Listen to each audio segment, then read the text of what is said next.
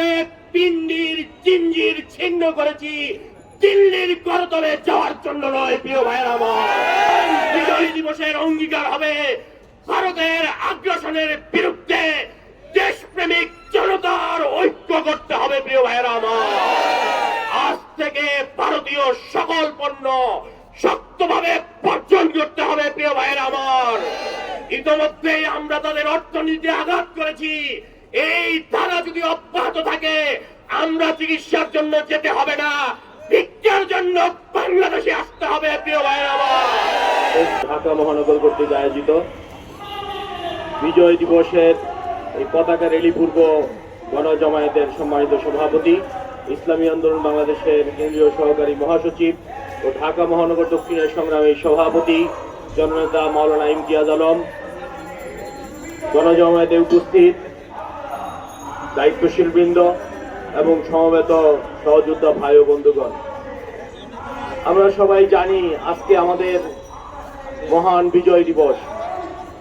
1971-এ এক সাগর রক্তের বিনিময়ে আমরা 71-এর এই 16ই ডিসেম্বর বিজয় অর্জন করেছিলাম।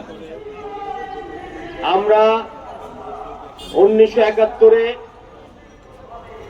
যে জীবন দিয়েছিলাম একটি স্বপ্ন, একটি স্বাদ নিয়ে, যে বাংলাদেশকে সাম্য, মানবিক মর্যাদা এবং সামাজিক ন্যায় বিচারের ভিত্তিতে একটি রাষ্ট্র আমরা কায়েম করব, যেখানে ধনী গরিবের কোনো প্রভেদ থাকবে না, যেখানে ধর্মের কোনো প্রভেদ থাকবে না, যেখানে সব মানুষ সুখ আর শান্তিতে বসবাস করতে পারবে, যেখানে একটি ন্যায়সঙ্গত বিচার ব্যবস্থা প্রতিষ্ঠিত হবে, যেখানে বাংলাদেশের সকল নাগরিক ন্যায্য অধিকার নিয়ে বসবাস করতে পারবে।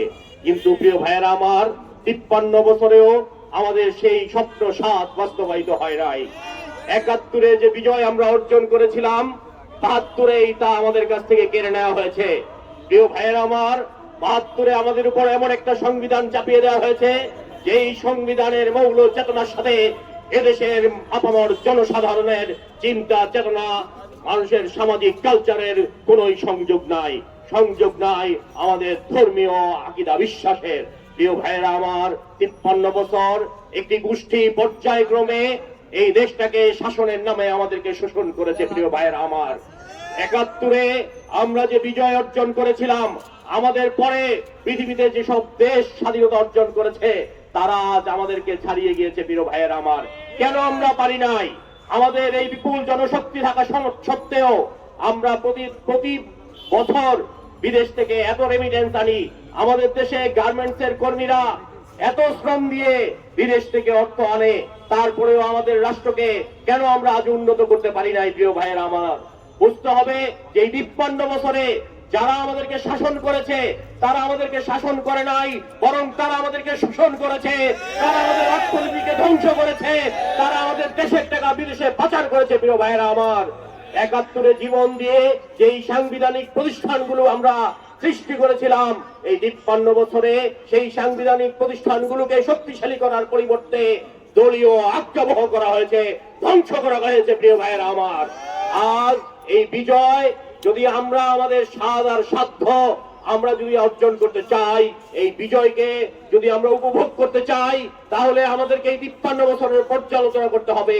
পুরনো গর্তে আর পা দেয়া যাবে না। প্রিয় ভাইয়েরা আমার, এই 53 বছরে যেই দলই শাসন করেছে তাদেরকে আবার পুনরায় যদি আমরা সুযোগ দেই, তারা আবার একই ভূমিকায় আবার অবতীর্ণ হবে। প্রিয় ভাইয়েরা আমার, গত 17 বছর দেখেছি একটি দেশ ঐক্যের নামে, একটি দেশ কয়েকটি রাজনৈতিক দল নিয়ে এই দেশের মানুষের সাথে কি তামাশা করেছে। প্রিয় ভাইয়েরা আমার, আমাদের কথা বলার স্বাধীনতা ছিল না, আমাদের ভোটাধিকারের স্বাধীনতা ছিল না, আমাদের সকল প্রতিষ্ঠানগুলোকে ধ্বংস করা হয়েছে। প্রিয় ভাইয়েরা আমার, এমনকি উচ্চ আদালতে রাষ্ট্রীয় নির্দেশে রায় হতো, যা চরম লজ্জার বিচার ব্যবস্থায় এর চেয়ে কলঙ্কজনক জিনিস পৃথিবীর আর কোন দেশে দেখা যায় না। প্রিয় ভাইয়েরা আমার, এখন আমাদের ছাত্র যুবরা এবং ইসলামী আন্দোলন বাংলাদেশ যে লড়াই এই 24-এ করেছে, জুলাই বিপ্লবের মাধ্যমে আবার যেই সুযোগ আমাদের সৃষ্টি হয়েছে, আমরা যদি আবারও সেই পরীক্ষিত রাজনৈতিক দলগুলোকে সুযোগ দেই,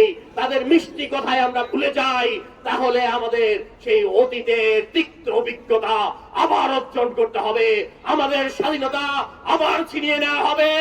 এই দলগুলো বিদেশে তাদের প্রভু পালে, তারা সাম্যের ভিত্তিতে, সমতার ভিত্তিতে বিদেশের সাথে সম্পর্ক রক্ষা করতে চায় না। প্রিয় ভাইয়েরা আমার, আওয়ামী লীগ যেমন পারে নাই ভারতের সাথে ন্যায্য অধিকার আদায় করতে, একইভাবে প্রতিষ্ঠিত অন্য রাজনৈতিক শক্তিগুলোকে আমরা একই ভাষায় কথা বলতে দেখি, তারা আমরা ভারতকে তোয়াজ করতে দেখি। আমরা বলতে চাই, ৭১-এ পিন্ডির জিঞ্জির ছিন্ন করেছি, দিল্লির করতলে যাওয়ার জন্য নয়। প্রিয় ভাইয়েরা আমার, স্পষ্ট করে বলতে চাই, বাংলাদেশের স্বাধীনতাকামী কোন জনশক্তি জীবিত থাকতে ভারতের অধীনতা মেনে নেওয়া হবে না, ভারতের আগ্রাসন মেনে নেওয়া হবে না।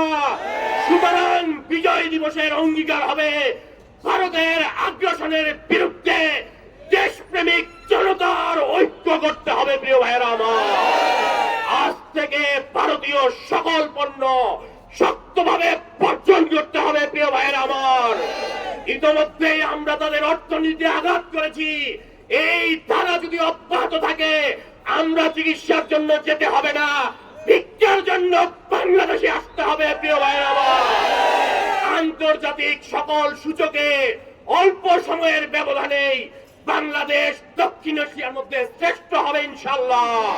প্রিয় ভাইয়েরা আমার, যেই সরকার ক্ষমতা গ্রহণ করেছে তাদের ভুল চোখ আছে, তারপরও আমরা বলতে চাই, এই সরকার যত ভালো কাজ করবে তার সমর্থন ইসলামী আন্দোলন বাংলাদেশ এবং আমাদের থাকবে। প্রিয় ভাইয়েরা আমার, এই সরকারকে পাহারা দিয়ে জুলাই বিপ্লবকে সফল করতে হবে। সমস্ত সংস্কার শেষ করার পরেই নির্বাচন হবে। নাটকের নির্বাচন এই দেশে আর জনগণ হতে দেবে না। প্রিয় ভাইয়েরা আমার, যারা নির্বাচনের জন্য পাগল হয়ে গেছেন তাদের বলতে চাই, আয়নায় চোখ দেখুন, প্রতিদিনই আপনাদের কর্মীরা দেশের বিভিন্ন প্রান্তে নিজেদের মধ্যে লড়াই করে রক্ত ঝরাচ্ছে। কালকে চাঁদপুরে তারা ছাত্র জনতার উপরে আঘাত করেছে। সুতরাং আপনারা নিজেরা সংস্কার করবেন এটা আমরা বিশ্বাস করতে পারি না। আপনাদের হাতে আমরা আর সংস্কারের আগে কোনো সুযোগ দিতে চাই না। প্রিয় ভাইয়েরা আমার, আমরা আগামী দিনে একটি স্বচ্ছ নির্বাচন চাই, যেই নির্বাচনে এদেশের সিংহভাগ মানুষের যে হৃদয় আকাঙ্ক্ষা, সেখানে ইসলাম বিজয়ী হবে। প্রিয় ভাইয়েরা আমার, আর ইসলাম বিজয়ী করতে হলে সৎ, যোগ্য, খোদাভীরু নেতৃত্বের কোন বিকল্প নাই, যাদের নিজেদের শরীরে আদর্শের লেশমাত্র নাই, যাদের ভাষায় আদর্শ নাই, কর্মে আদর্শ নাই, যাদের উৎপত্তি হয় বিতর্কিত ভাবে, তাদের দ্বারা আদর্শ প্রতিষ্ঠা সম্ভব নয়। প্রিয় ভাইয়েরা আমার, সুতরাং ইসলাম বিজয়ী করতে হলে সৎ, খোদাভীরু, মুত্তাকি নেতৃত্ব লাগবে, আর তাতে এদেশে ইসলামী আন্দোলনের কোনো বিকল্প নাই। আসুন শপথ গ্রহণ করি, আগামী দিনে ইসলামকে বিজয়ী করে বাংলাদেশকে সাম্যের ভিত্তিতে, মানবতার ভিত্তিতে একটি কল্যাণ রাষ্ট্রে পরিণত করি, তাহলেই বিজয় দিবস সফল হবে। ৭১-এর সেই বিজয় কাঙ্ক্ষিত মাত্রা পাবে, এদেশের মানুষ মুক্তি পাবে। নাসরুম মিনাল্লাহি ওয়া ফাতহুন কারীম ওয়া বাশশিরিল মুমিনিন।